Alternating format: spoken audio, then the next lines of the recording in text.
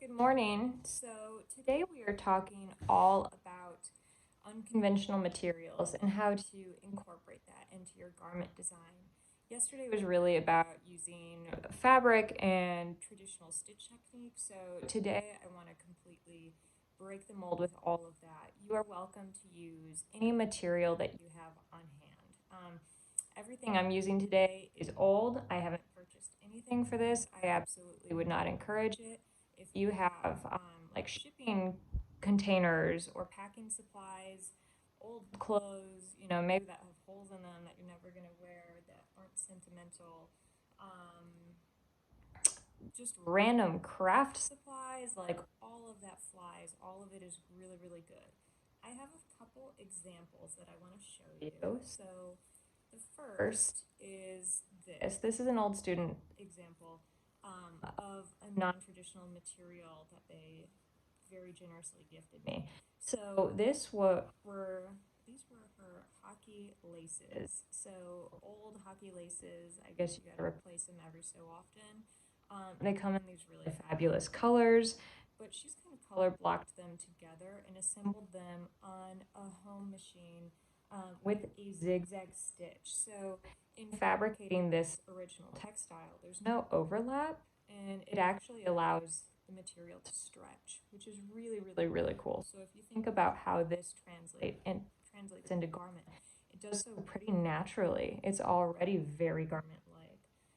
So this is fabulous, and this is also a great way of translating something that's personal and sentimental to you into the collection and really being able to speak about that. The next example I have is from the same student, but very similar. So these are knit plastic bags. So think about shopping bags. You get one whenever you purchase something and you're on your way out the door. We have a Blick art supplies bag here, and this bag is really, really coarse, really tough, probably meant to carry something heavy. Super durable, right? So this one does not feel good. It doesn't have as much stretch. It's pretty firm and solid. This might actually be crochet. Here it looks like we have a Forever 21 bag. It's pretty iconic. And then we have something really, really thin and light down here. So all of these plastics have a different weight and they interact really, really differently together. So I'm a huge fan of this material. I don't know if this could become garment. This could absolutely become accessory, right? It could become sculpture. But think about how this becomes clothes and how does it make sense to your collection? Like, the material is going to have connotations like socially. We're going to recognize it from something. Like, what are you saying about that? Is it about a business? Is it about consumerism? Is it about the environment? Like, what kind of message are you sending? And your material will definitely say that. So it's how you implement this material into your collection and your designs that really changes that.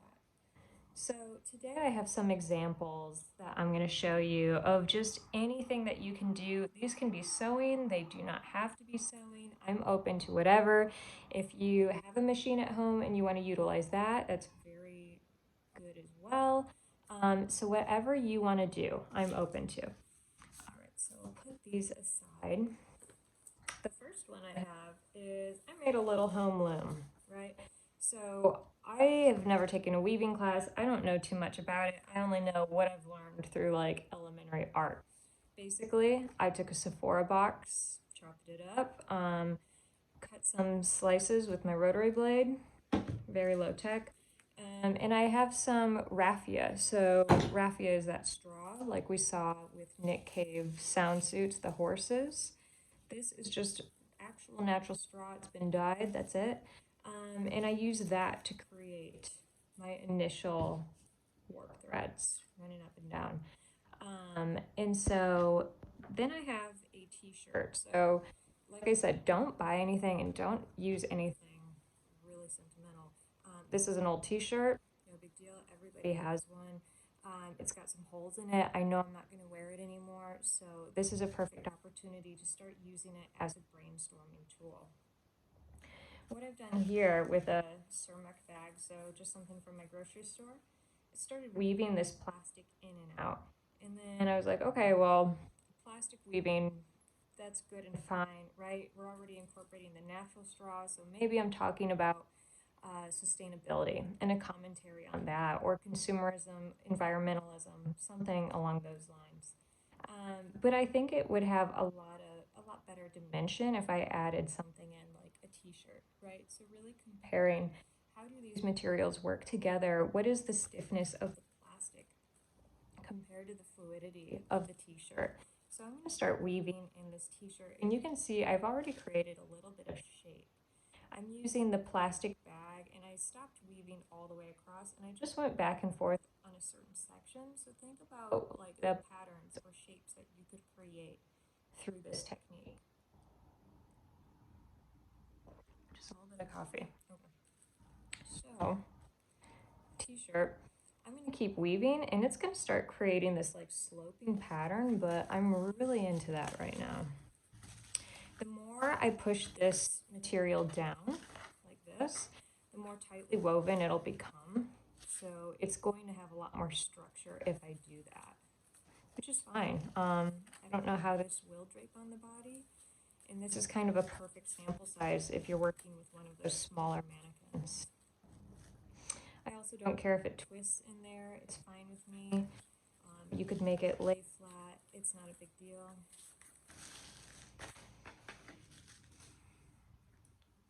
And so even thinking about this kind of long term, eventually the raffia will biodegrade, right? It'll return to the earth. The plastic will not. The t-shirt, I don't know if this is 100% cotton. I can look inside the label, but you know, what is going to happen to the t-shirt over time?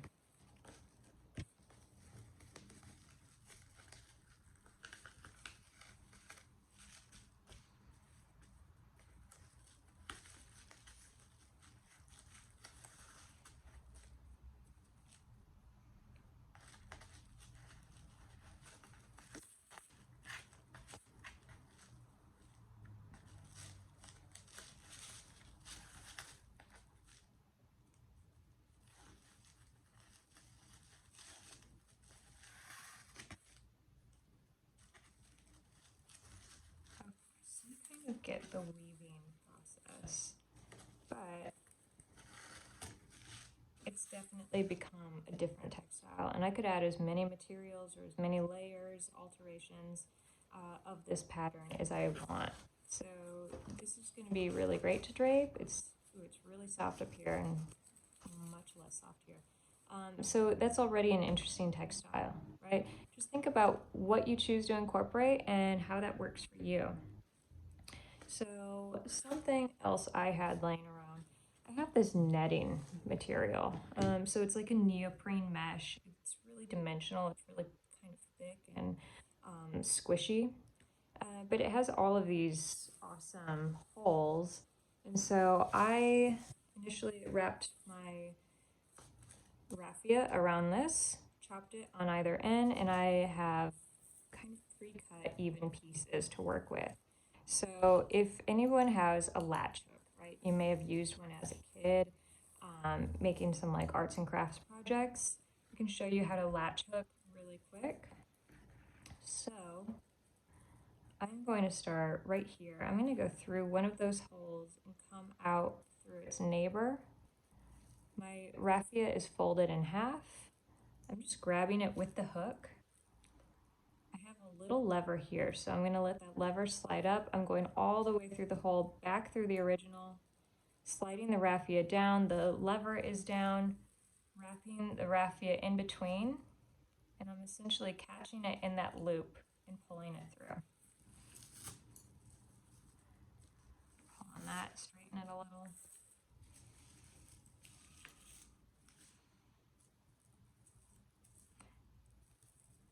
So this could also, right, like I have this neoprene. I'm gonna go every other. This could also be done maybe just with a sweater. You could, if you have a latch hook, you could latch hook things into the knit loops of the yarn of the sweater.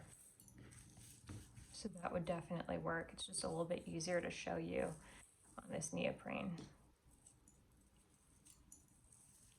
And so another thing I like to tell students is that For me, more is more. I'm a total maximalist. But I really think if you're talking about texture or manipulation, like the more you do, the more impactful it is. People kind of like to be overwhelmed by the senses. So think about just like the visual impact.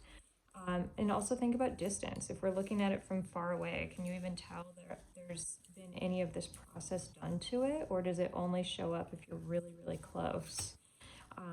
For me, I like to be able to see it kind of make a statement. So more is what I ultimately live by.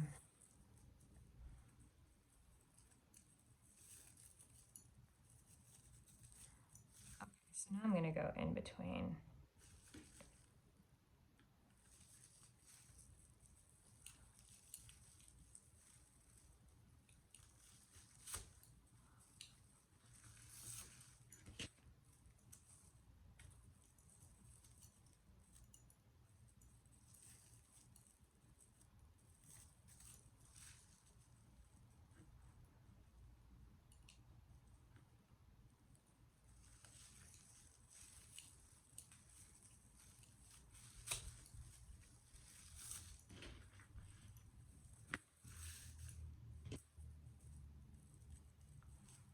I'm doubling up each of these pieces of raffia so that just each hole is a little bit more dynamic than using a single link.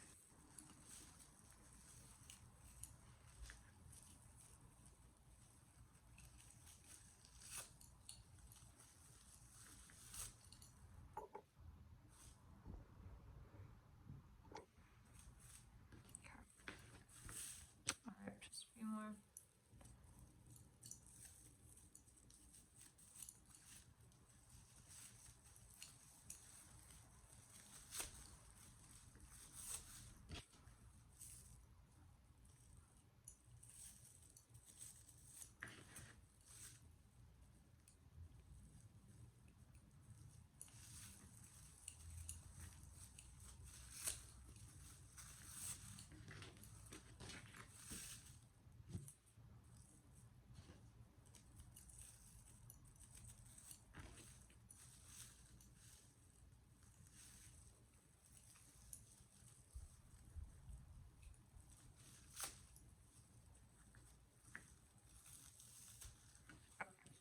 So I'm pretty happy with this already.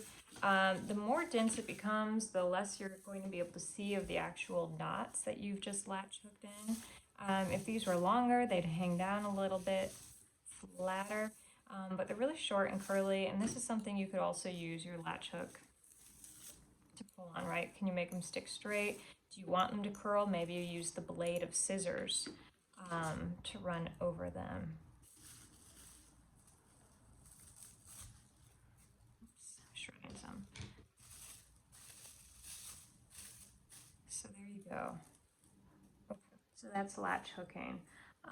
If anybody likes to knit or has an interest in knitting, or maybe somebody at home has a pair of knitting needles but you've never picked it up, I love to knit, so I have made some yarn, theoretical yarn, out of that t-shirt.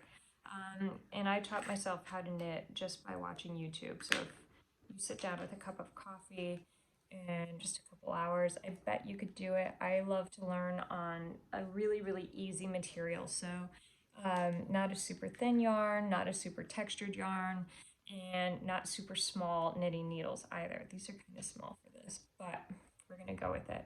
So I have just cut that t-shirt into strips. I've knotted them. I've already cast on. And so I'm gonna just go through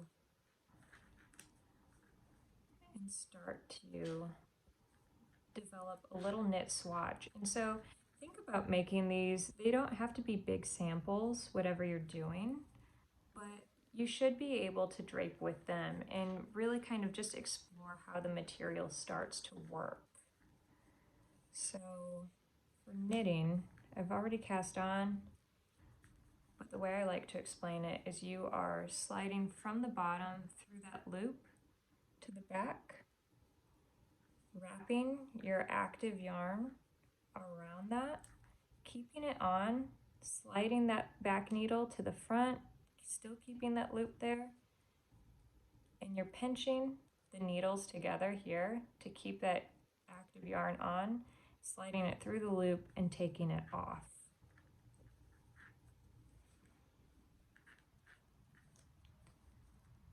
So let's keep going. Anybody can learn how to knit. It's never too late. I think my grandma learned when she was 75, and now she's like really, really into it. So this is kind of beautiful, right? Like it's just a gray and white striped t-shirt, but I'm getting a lot of cool and interesting variation in each knit loop. And so the more you do, the more you'll be able to start seeing like what this textile looks like.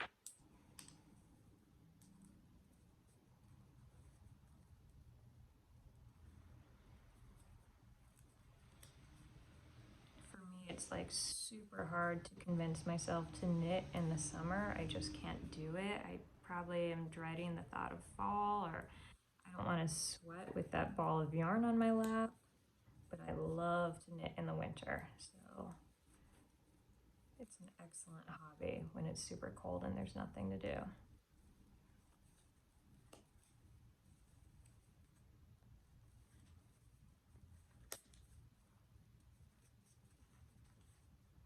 Okay, so it's starting. I'll just do a little bit more, and then we'll move on to the next thing.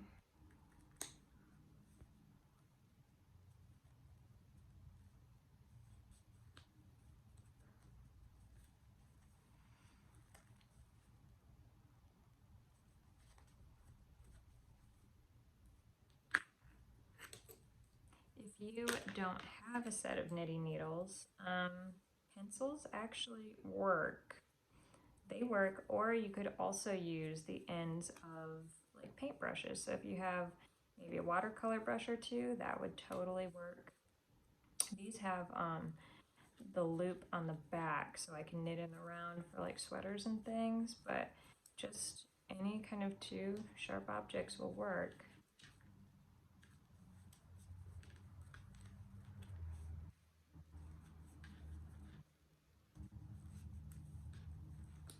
And so really think about making these about 5 by 5.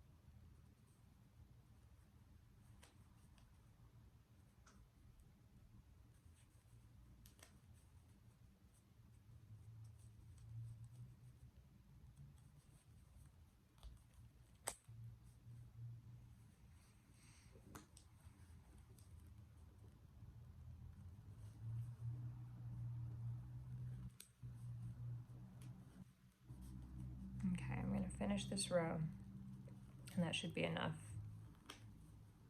to see.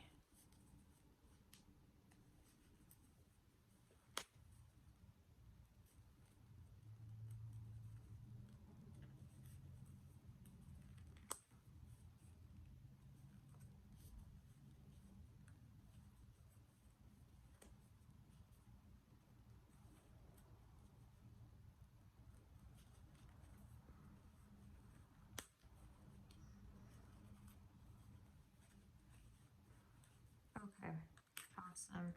So you can see like the texture it's creating. This is really, really dense. This could actually make like a fabulous rug or something. But thinking about how this material is going to work on the body again, is it even just a detail of a garment? So maybe I'm working in a knit fabric and I want to make a skirt, but I think that this could be an excellent like panel, maybe right around the hem of it. It's totally original. You don't typically see things like this in the store because this takes a lot of time, right? It takes time, and that's going to be an individual working on it that has to be compensated. So think about these original details that maybe you don't see that you want to. And this is just, an example of a t-shirt, but what do other knit materials look like? Or what does a woven look like? You could easily cut up a button-down shirt, right? This is just something I had laying around. So I'm also going to show you a little bit of sewing techniques with embellishment. So I have yesterday's swatch here. I also have some beading needles. I have some feathers, so I'm going to do some embellishment work. And let me grab some thread. Hopefully I can thread this needle.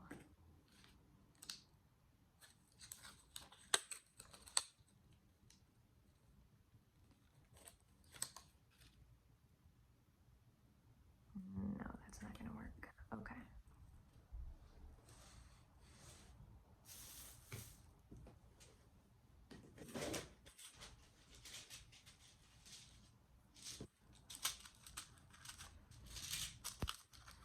Okay, so the beading needle, I'm going to need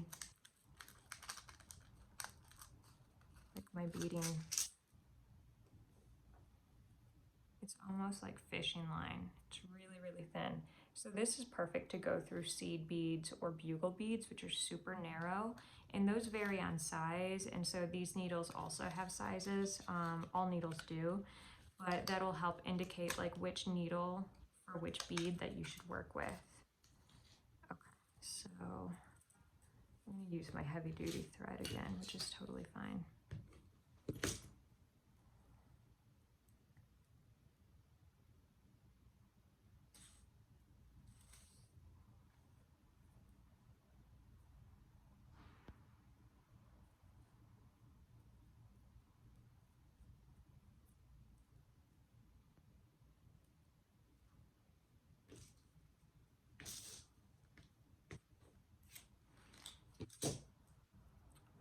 So a lot of times if you buy ostrich feathers, they're going to come on this kind of tape. They're already sewn together. You can occasionally buy them in a bundle depending on if it's a specialty shop. So I'm just going to undo some of the glue and the stitching, and I'm going to pull them out from the top. So you should have a little bit of the quill at the top of the feather. And so I'm going to go into my embellishment box and see just kind of what I have around here. Some sequins. So these are the bugle beads. I have seed beads. More sequins. Let's see.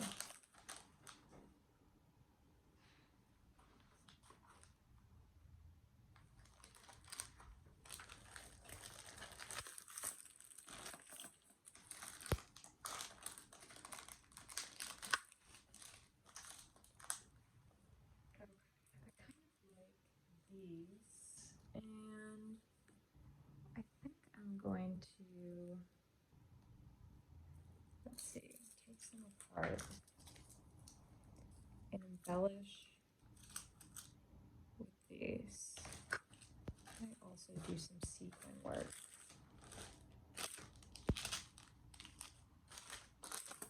The gold.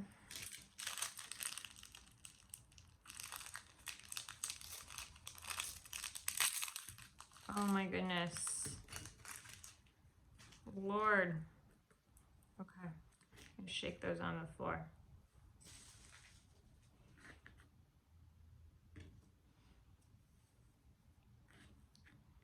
That was totally not supposed to happen.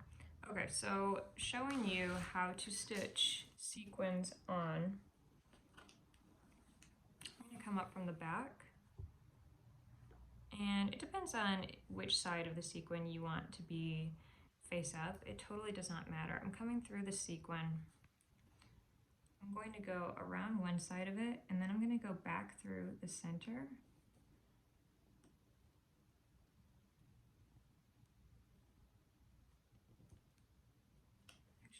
too on here, that's okay.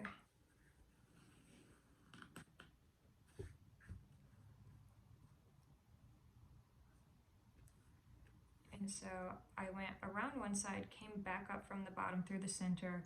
Now I'm going to go down the other side, and I'm going to move about a half sequin away so that I can start laying these down in a line.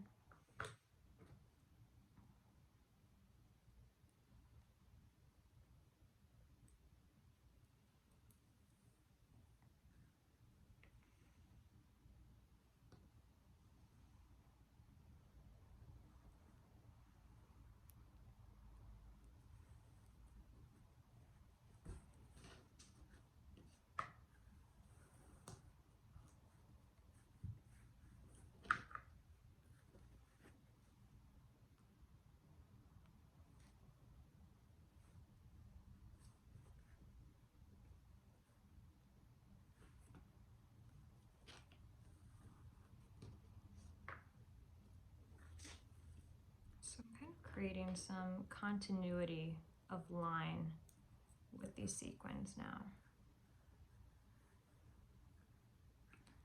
And so I'm stitching them edge to edge. I could also stack them.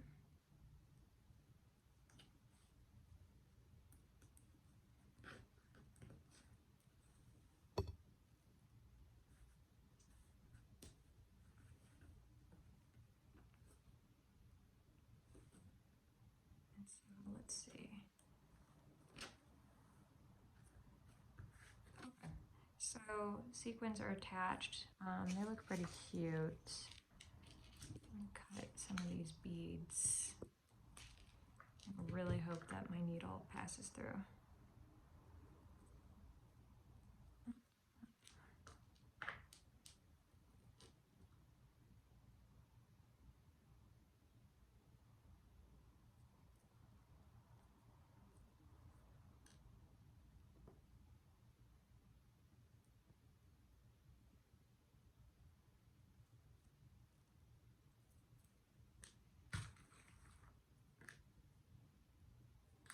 These are smaller needles, I'll switch.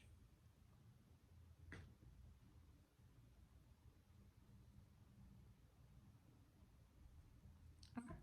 So my all-time favorite way of stitching on a sequin, because I like more is more, I'm going to come up from the bottom of the sequin. And so instead of stitching on either side like I did previously, I'm going to take one of these beads, slide that on. And these are some giant beads. They kind of cover up the entire sequin, but you'll still be able to see a little bit of it.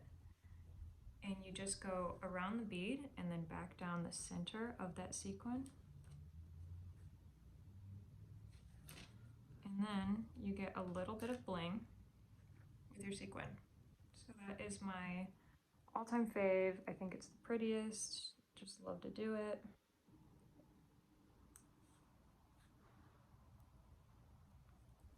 Do another one. Maybe we'll have a smaller bead.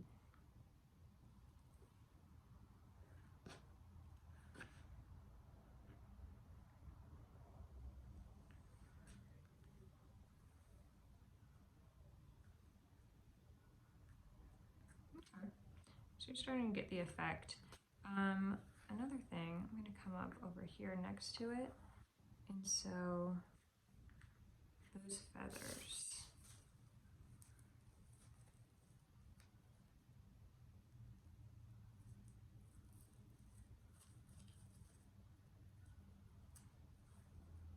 So if you were to stitch these on hand by one, it would take so long to get a really good effect going. So I always do mine in a cluster typically. And so I've already come up from the base of the fabric. I'm going to lay these down. And this is when working with both hands is really helpful. And you're essentially going to do a whip stitch around these. And so you're just trapping the very top of them to the ground cloth.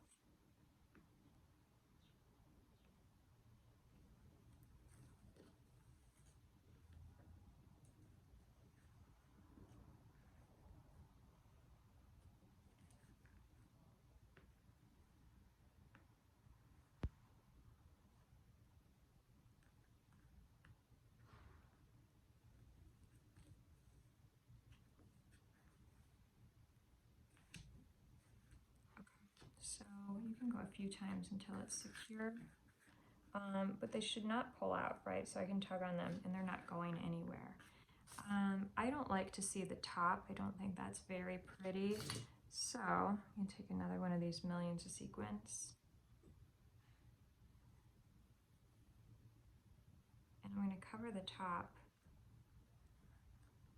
with sequin and a bead.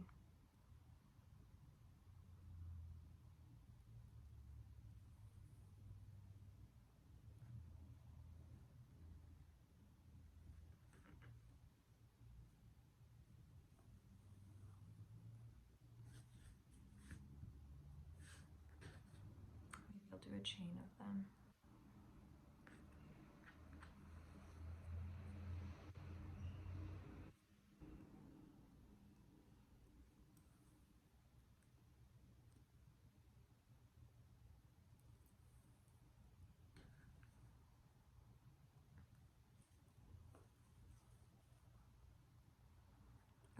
And so that is actually kind of beautiful already. And that's a really effective embellishment. So think about it, you get the feathers, you get some of the shine from the sequins, you get 3-dimension from the beads, so, and it's all secure. So I'm gonna just tie a knot as usual, double overhand.